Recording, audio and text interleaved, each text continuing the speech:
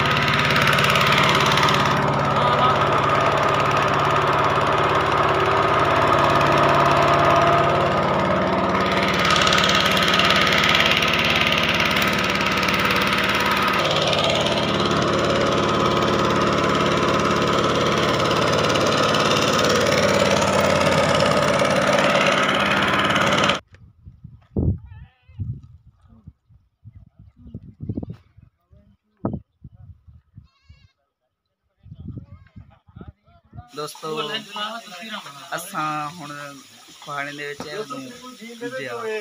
पहाड़ दे विच पानी निकलदा पे जी हाँ देखो सी ये पहाड़ दे विच पानी आंदा पे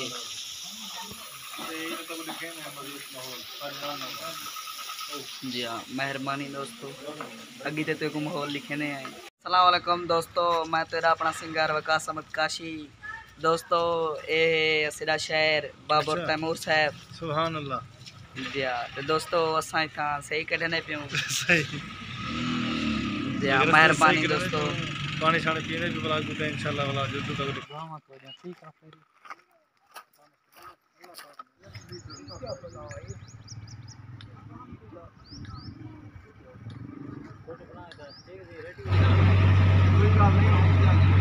अस्सलाम दोस्तों, मैं तेरा अपना सिंगर वकास अहमद काशी।